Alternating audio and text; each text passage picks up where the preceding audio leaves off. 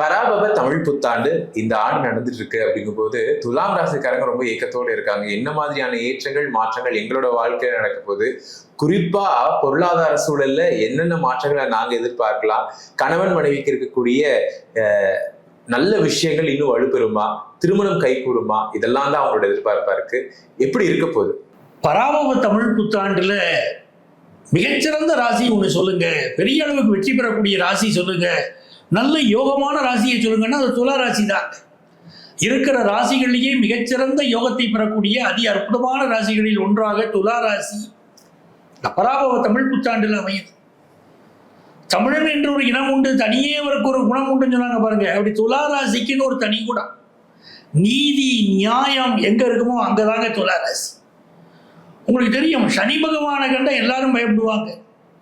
ஆனால் சனி பகவானே விரும்பி ஒரு ராசியில போய் உட்கார்றாருன்னா அது துலா ராசி தான். அந்த ராசியில தான் உச்சமடைகிறார். அப்ப எவ்வளவு நீதி நேர்மை எதிர்பார்ப்பாங்க பாருங்க.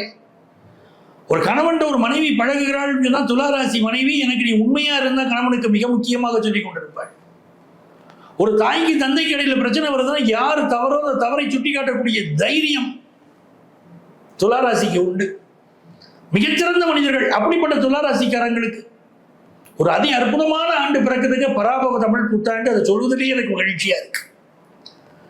இந்த ஆண்டு பிறக்கிற போது கிரகநிலைகளை பார்க்கிறேன். 7ஆம் இடத்துல ராசிநாதன் சுக்கிர பகவானோடு லாபாதிபதி சூரிய பகவான் சேர்ந்து துளாராசியை பார்க்கிற அற்புதமான திருக்கோணம். இந்த சுக்கிர பகவான் பார்க்கிறாராலே கல்யாண விஷயம் கூடி வருது. 9ஆம் இடத்துல குரு பகவான், குருவுடைய பார்வை, சுக்கிரனுடைய நேரடி பார்வை, இந்த 2 பார்வையும் சேர்க்கிற போது திருமணம் கண்டிப்பாக கைகூடி வரக்கூடிய ஒரு ராசி. துளாராசிக்காரங்க கேட்குறாங்க, சார் எனக்கு நிறைய தடைகள் இருக்கு திருமணத்துல, இந்த திருமண தடைகள் எங்களுக்கு நினைச்சு பயமா இருக்கு சார், நிறைய தடை இருக்கு, கல்யாணம் கூடி வருமானு தெரியல அப்படிங்கிறவங்க இந்த ஆண்டு குரு பகவானுடைய பயிற்சி ஒன்று வருது. அப்ப இந்த குரு பகவானுடைய தனவாக்கு குடும்பஸ்தானத்தை பார்ப்பேன். குடும்பஸ்தானத்தை குரு பகவான் பார்க்கிற போது கல்யாணம் கூடி வந்துடும், அது எந்த தடையும் இல்லை. அதே மாதிரி பொருளாதார ரீதியா எப்படி இருக்க போறாங்க அப்படின்னு பார்த்தா 2 கிரகங்களும் பார்க்கக்கூடிய ராசி உங்களுடைய ராசி. எந்த 2 கிரகங்கள்? பண வருமானத்தை தரக்கூடிய 2 கிரகங்கள். சுக்கிர பகவானும் அள்ளி அள்ளி தருவார், குரு பகவானும் கோடி கோடியாக தருவார் அப்படின்னு சொல்லப்படக்கூடிய 2 கிரகங்கள். இந்த 2 கிரகங்கள் உங்களை பார்க்கிற போது நல்ல பண வருமானம், பொருளாதார ரீதியாக உயர்வு வரும். ஒரு கம்பெனி நடத்திக்கிட்டு இருக்கிறீங்க, அந்த கம்பெனிக்கு சரியான வருமானம் இல்லை, இழுத்து மூடி இல்லாமல் நினைச்சுக்கிட்டு இருக்கீங்க அப்படின்னா அந்த கம்பெனி மீண்டும் உயிர் வரும், அழகா எடுத்து நடத்துவீங்க. 6ஆம் இடத்துல செவ்வாய் சனி புதன், வேலை பார்க்குற இடத்துல எனக்கு நிம்மதி இல்லைங்க, வேலை நெருக்கடிங்க அப்படிங்கிறவங்களுக்கு வேலையில் நிம்மதி இந்த ஆண்டு வந்தே தீரும். சார் வேலையே கிடைக்கல சார், கிடைக்குமா அப்படி கேட்டீங்கன்னா வேலை கிடைக்கும். உங்களுக்கு ஆபீஸ்ல ப்ரமோஷன் கிடைக்கல, கிடைக்குமா? கிடைக்கும். இந்த ஆண்டு அவ்வளவு யோகமா இருக்கு. என்ன காரணம்? சனி பகவான் 6ஆம் இடத்தில் அமர்ந்திருக்கிறார். 3, 6, 11 ஸ்தானங்கள் சனி பகவானுக்கு உகந்த ஸ்தானங்கள் பேசுறோம். 6ஆம் இடத்துல சனி பகவான் இருக்காருன்னா அற்புதமான கோலம், உங்களுக்கு வெற்றியை அள்ளித்தரக்கூடிய நிலையில் சனி பகவான் அமர்ந்திருக்கிறார். ஆகவே மிகச்சிறந்த யோகம், அவ்வளவு நல்ல நன்மைகள் நிறைய இருக்கக்கூடிய ஒரு ஆண்டு இந்த ஆண்டு உங்களுக்கு. அப்போ நிறைய நன்மைகள் எதிர்பார்க்கலாங்கும் போது ஒரு சின்ன கவனம் அப்படிங்கிற இடத்துல இருக்கும். அப்ப எது விஷயத்துல கவனத்திலையும் இருக்கணும், இதுல எல்லாம் நீங்க கவனமா இருங்க, நல்ல வருஷமா இருக்கு, அப்ப பொருளாதாரத்துல கவனமா இருங்க, இல்ல கணவன் மனைவிக்குள்ள கவனமா இருக்குன்னா எதுல கவனமா இருந்தா துலாம் ராசிக்காரங்களுக்கு நல்லது? துலாம் ராசிக்காரர்கள் வாழ்க்கையில மற்றவங்க அட்வைஸ் பண்ண வேண்டிய அவசியமே இல்லைங்க. இவங்க தாங்க அடுத்தவங்களுக்கு அட்வைஸ் பண்ணுவாங்க. அவ்வளவு நல்ல மனிதர்கள், நியாயமா நடக்கக்கூடிய மனிதர்கள். ஆனா இப்போ துலாம் ராசிக்காரர்கள் பல பேர் பார்த்தீங்கன்னா வாழ்க்கையில, திருமண வாழ்க்கையில தோற்று போனவர்கள் அதிகம். என்ன காரணம் கேட்டீங்கன்னா இவர்களால் இறங்கி போக முடியாது. கணவன் மனைவிக்கு இடையில ஒரு பிரச்சனை இருக்கு அப்படின்னு சொன்னா, லைஃப் பார்ட்னர்கிட்ட ஒரு தப்பு இருக்கு அப்படின்னா அவர்களை மாற்றுவதற்கு இவர்கள் முயற்சி செய்வதை விட நீ தப்பை திருத்திக்கோ அப்படின்னு சொல்லுவாங்க. அவங்க தப்பை திருத்திக்கிடலைன்னா இவங்களால அவர்களோடு வாழ முடியாது. அந்த சிக்கல் எப்பவுமே துளாராசிக்கு திருமண வாழ்க்கையில மட்டும் இருக்கும். இந்த ஆண்டை பொறுத்த வரைக்கும் உங்க வியாதியிலிருந்து விடுபடுறீங்க. கவனம் என்ன? நீங்கள் பிறரை வாழ வைக்க போகிறீர்கள். என்ன பிரச்சனைனாலும் மீண்டுகிட்டு வருவீங்க. ஒரே ஒரு விஷயத்துல எச்சரிக்கையா இருக்கணும். 5ஆம் இடத்துல சந்திரன் ராகு. சில பேர் உங்களை தவறான பாதைக்கு அழைச்சிக்கிட்டு போக பார்ப்பாங்க. போதை பழக்கத்திற்கு அடிமையாக பார்ப்பார்கள். ரொம்ப கவனமா இருக்கணும். அதுல நீங்க கவனமா இருந்துட்டீங்கன்னா போறோம். நண்பர்கள் விஷயத்தில் கவனமாக இருந்தால் இந்த ஆண்டு அற்புதமான ஆண்டு. அதே போல இந்த நேரத்தில் 12 ராசிகளுக்குமே நான் சொல்ல வேண்டிய ஒரு விஷயம் இருக்கு. இந்த ஆண்டு மின் தட்டுப்பாடு அதிகம் இருக்கும். மின்சார தட்டுப்பாடு அதிகமாக இருக்கக்கூடிய ஒரு ஆண்டாகவும் இருக்கு. அதுலலாம் கொஞ்சம் கவனமாகவும் இருந்து கொள்ள வேண்டும். இந்த ஆண்டை பொறுத்த வரைக்கும் ஃபினான்ஷியல் இம்ப்ரூவ்மெண்ட் துலா ராசிக்கு ரொம்ப நல்லா இருக்கும். கல்வியில் நல்ல முன்னேற்றம் இருக்கும். கல்வியை பற்றி குறிப்பாக சொல்லுங்க அப்படின்னா, காம்படிட்டிவ் எக்ஸாம் எழுதக்கூடியவர்கள், குறிப்பாக இந்த ஜேஇ எக்ஸாம் எழுதுறவங்க, பிஜி நீட் எழுதக்கூடியவர்கள், இன்னும் யாரெல்லாம் காம்படிட்டிவ் எக்ஸாம்ஸ் எழுதுறீங்களோ அந்த மாணவர்கள் மிகச்சிறந்த வெற்றியை இந்த ஆண்டு நீங்கள் பெறுவீர்கள். அது சந்தேகம் இல்லை. உடல் நலத்தில் பலருக்கு பிரச்சனை இருந்துகிட்டு இருக்குங்க. ஆல்ரெடி துலா ராசிக்காரர்களுக்கு ஹெல்த் இஷ்யூ இருக்கு. அதிலிருந்து நாங்கள் மீண்டு வர முடியுமாங்கிற கவலையே இருக்கு. ஒரு ஸ்கின் ப்ராப்ளமோ வயத்து பிரச்சனையோ எப்பவும் துலா ராசிக்காரங்களுக்கு இருக்கும். இந்த ஆண்டு எங்களுக்கு மீண்டு வரக்கூடிய யோகம் உண்டா அப்படின்னு கேட்டீங்கன்னா, உங்கள் துன்பங்களிலிருந்து விடுதலை கிடைக்கக்கூடிய அற்புதமான ஆண்டு. ஆகவே உங்களுக்கு பிடித்த வியாதிகளிலிருந்து நீங்கள் இந்த ஆண்டு மீண்டு வருவீங்க அப்படிங்கிறதுல எந்த சந்தேகமும் இல்லை. சார், கோர்ட்டு கேஸ் நடக்குது சார், வம்பு வழக்கு கோர்ட்டு கேஸ் எங்களுக்கு எதிராக இருக்கு. இதில் நாங்கள் ஜெயிப்போமானா லாபத்துல கேது. இப்படை தோற்கின் எப்படை வெல்லும். நாங்கள் எந்த கோர்ட்டு கேஸ் இருந்தாலும் ஜெயிச்சிருவீங்க. உங்களுக்கு எதிரான வம்பு வழக்கில் ஜெயிச்சிருவீங்க. அலுவலகத்தில் உயரதிகாரியுடைய சப்போர்ட் உங்களுக்கு கிடைக்கும். தலைமை பொறுப்புகள் தேடி வரும். நல்ல பேராசிரியர்கள், நல்ல டாக்டர்கள், நிறைய நீதிபதிகள், இந்த துளாராசியை சேர்ந்தவர்கள், நீங்கள் எழுத போகிற தீர்ப்புகள் பெயரும் புகழும் உங்களுக்கு பெற்றுத்தரும்.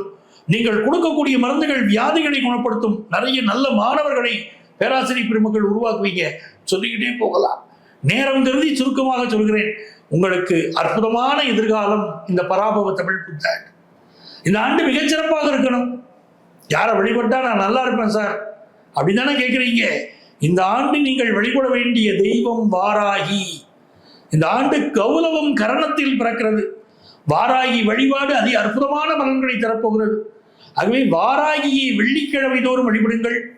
தேய்பிறை பஞ்சமியில் வழிபடுங்கள். சர்க்கரை வள்ளி கிழங்கை படைத்தவளை வழிபடுங்கள். உங்கள் வாழ்க்கை அதி அற்புதமாக இருக்கும். பொதுவா இந்த 2026 தமிழ் புத்தாண்டு என்னவெல்லாம் மாற்றங்களை மக்களுக்கு கொண்டு வரப்போகுது? இந்த 2026ஆம் ஆண்டுல வரக்கூடிய தமிழ் புத்தாண்டுக்கு பேரு பராபவ வருஷம் அப்படின்னு பேரு. ஒவ்வொரு தமிழ் புத்தாண்டுக்கும் பார்த்தீங்கன்னா ஒரு சிறப்பு இருக்கும். அப்படி பராபவ தமிழ் புத்தாண்டு என்பது மொத்தம் தமிழ் ஆண்டுகள் 60 ஆண்டுகள். அதுல இது 40வது ஆண்டு. இந்த ஆண்டுகளை பற்றி சொல்கிற போது கால்நடைகள் நல்ல செழிக்கும், பிற்பாதையில நல்ல மழை வளமும் இருக்கும் அப்படின்னு இடைக்காடர் பாடியிருக்கிறார். அப்போ இந்த காலகட்டத்தில் நீங்க பார்த்தீங்கன்னா பொதுவாகவே தமிழ் புத்தாண்டை வச்சுக்கிட்டு தான் பஞ்சாங்கம் கணிப்பது, இந்த வருடத்து பலன்களை சொல்வது அப்படிங்கிறதுலாம் உண்டு. ஒவ்வொரு வருடம் தமிழ் புத்தாண்டு பிறக்கிற போது அன்னைக்கு மட்டும் இல்லைங்க, எல்லா நாளுமே நம்ம என்ன பண்ணோம், பஞ்ச அங்கங்களை வழிபடணும். அதுதான் பஞ்சாங்கம். பஞ்ச அங்கங்கள்னா திதி, வாரம், கரணம், யோகம், நட்சத்திரம். இந்த 5ஐயும் நவக்கிரகங்களையும் வழிபட்டுட்டு நம்ம டெய்லி நம்மளுடைய வேலைகளை தொடங்கினால் 100% நமக்கு வெற்றி கிடைக்கும். அப்படி பராபவ ஆண்டு தொடங்கக்கூடிய கிழமை செவ்வாய்க்கிழமை. அப்படி செவ்வாய்க்கிழமைனா என்ன சிறப்பு? இந்த ஆண்டு மக்கள் முருகப்பெருமானை மிகவும் விரும்பி வழிபடுவார்கள். எங்கெல்லாம் முருகன் தலம் இருக்கிறதோ அங்கு மக்களுடைய கொண்டாட்டங்கள் அதிகமாக இருக்கும். முருகப்பெருமானை வழிபடக்கூடியவர்களுக்கு மிகப்பெரிய வெற்றி வரும். அதே போல இந்த ஆண்டு பிறக்கக்கூடிய நட்சத்திரம் கும்பராசி சதயம் நட்சத்திரம். சதயம் நட்சத்திரத்துக்காரர்கள் இந்த ஆண்டு தன்னுடைய செயல்பாடுகள்ல ரொம்ப கவனமா சிந்திச்சு அவங்க செயல்படணும். அதே போல சந்திரன் ராகு இந்த ஆண்டு சேர்ந்து பிறப்பதனால மக்களுக்கு மனசுல சலனங்கள் நிறைய இருக்கும். இந்த ஆண்டை பொறுத்த வரைக்கும் முக்கியமாக ஆண்டுடைய கரணம் கௌரவம் கரணம். ஆகவே வாராகியை வழிபடக்கூடியவர்களுக்கு, கௌரவம்னா பன்றின்னு அர்த்தம், கௌரவ கரணத்தில் ஆண்டு பிறப்பதனால் வாராகியை வழிபடக்கூடியவர்களுக்கு பெரிய வெற்றி வரும். தங்கத்தின் விலையை பொறுத்த வரைக்கும் இந்த ஆண்டு 10,000ற்கு கீழே தங்கத்தின் விலை குறைய போகுது. என்னங்க விலை குறையும்னா என்னங்க பண்றது? தங்கத்தின் விலை கூடாதுன்னா 10,000 ரூபாய் குறைஞ்சு 30,000 ரூபாய்க்கு மேல தங்கத்தின் விலை ஏறிடும். ஆகவே தங்கத்துல இன்வெஸ்ட் பண்றது இந்த ஆண்டு மிக பெரிய சிறப்பு. இன்னொரு மிக முக்கியமான இன்வெஸ்ட்மெண்ட் ரியல் எஸ்டேட் இன்வெஸ்ட்மெண்ட். மண்ணுல பணத்தை போடுறதும் பொண்ணுல பணத்தை போடுறதும் இந்த ஆண்டு மிகப்பெரிய வளர்ச்சியை கொடுக்கும். சுக்கிர பகவானுடைய நிலையை பார்க்கிற போது பெண்களுக்கு எதிரான பாலியல் குற்றங்கள் அதிகரிக்கக்கூடிய ஆண்டுங்கிறதுனால பெண்கள் மிக கவனமாக இந்த ஆண்டு இருக்கணும். நம்ம பேசிட்டு இருக்கக்கூடிய இந்த காலகட்டத்தில் உங்களுக்கு பார்த்தீங்கன்னா போர் மேகங்கள், குண்டு மழைகள் அப்படிலாம் இருக்கக்கூடிய ஒரு காலகட்டத்தில் பெட்ரோல் தட்டுப்பாடு இப்படிலாம் இருக்க, இது தீருமா? நம்மளுடைய முக்கியமான கேள்வி இல்லையா? பராபவ ஆண்டுல இந்த ஆண்டு ஜூலை மாதம் வருகிற போது, ஜூன் மாதம் முடிகிற போதே எல்லா பிரச்சனைகளும் நிவர்த்தியாக ஆரம்பிச்சிடும். அதே போல மிக முக்கியமான ஒரு கிரகநிலை இந்த ஆண்டு குரு பகவான் மிதுனம், கடகம், சிம்மம் என்ற 3 ராசிகளில் பிரவேசம் செய்கிறார். ஆகவே இந்த ஆண்டு பிற்பகுதியில பணப்புழக்கம் ரொம்ப நல்லா இருக்கும். மக்கள் நிறைய சேமிக்க தொடங்குவார்கள். அதே போல கார்கள் வாங்கக்கூடிய ஆர்வம், புதிய வகை கார்கள் வரக்கூடிய யோகம் உண்டு. மேஷராசிக்காரர்களை பொறுத்த வரைக்கும் பார்த்தீங்கன்னா எலக்ட்ரிக் கார் வாங்குவாங்க. அப்படி ஒவ்வொரு ராசியுமே இந்த ஆண்டு இந்த வகை கார் வாங்குவார்கள், இப்படி முன்னேறுவார்கள் என்ற தனிச்சிறப்புகள் இருக்கு. நம்ம ராசி பலன் உங்களுக்கு சொல்லும் போது அதையும் நான் சொல்ல போறேன். அதே போல இந்த ஆண்டு பார்த்தீங்கன்னா தொழில் வளம் ஒரு நல்ல ஒரு முன்னேற்றம் நமக்கு ஏற்படும். மக்கள் எல்லாமே டிஜிட்டல் மயமாக பணத்தை செலவழிக்கிறதுங்கிறது டிஜிட்டல் மயமாக இருக்கக்கூடிய ஒரு காலகட்டமாகத்தான் இது இருக்க போகுது. ஆக இந்த ஆண்டு பிறக்கக்கூடிய அமைப்பு ஒரு நல்ல வளம் தரும் ஆண்டு. நோய் விஷயங்கள்ல மட்டும் எச்சரிக்கையாக இருக்கணும். திடீரென்று ஒரு வைரஸ் தொற்று ஏற்படக்கூடிய ஒரு அமைப்பு இருக்கு.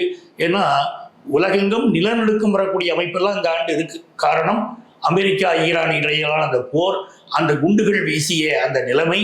அதனால நிலநடுக்க அதனுடைய பாதிப்பு உலக நாடுகளில் நிலநடுக்கத்தை கொண்டு வந்து கொடுக்கும். அங்கே ஏற்படக்கூடிய ஒரு கிருமி உலகமெங்கும் பரவக்கூடிய ஒரு அபாயம் இருக்கிறது. அதுல கவனமா இருக்கணும். அதனால அந்த கிருமி எப்படி இருக்கிறது என்று சொன்னால் மருத்துவர்கள் நல்ல மருத்துவத்தை கண்டுபிடித்து விடுவார்கள். அதே போல இந்த ஆண்டு மருத்துவம் படிப்பதற்கு மாணவர்கள் அதிக முக்கியத்துவம் கொடுப்பார்கள். ஆர்டிபிஷியல் இன்டெலிஜென்ஸ் படிப்பதற்கு அதிக முக்கியத்துவம் கொடுப்பார்கள். கைனகாலஜி சம்பந்தப்பட்ட மருத்துவம் படிக்கக்கூடிய மாணவர்களுக்கு மிகச்சிறந்த முன்னேற்றம் வரும். இந்த ஆண்டு ஒரு பெரிய வளம் பிற்பகுதியில ஏற்படும். ஆக ஒரு நல்ல ஆண்டாக இந்த ஆண்டு பராபவ ஆண்டு அமையப் போகிறது. உங்கள் அத்துணை பேருக்கும் உங்கள் ஆத்மார்த்த ஜோதிடர் நங்கநல்லூர் டாக்டர் பஞ்சநாதனின் அன்பு வணக்கங்கள், வாழ்த்துக்கள்.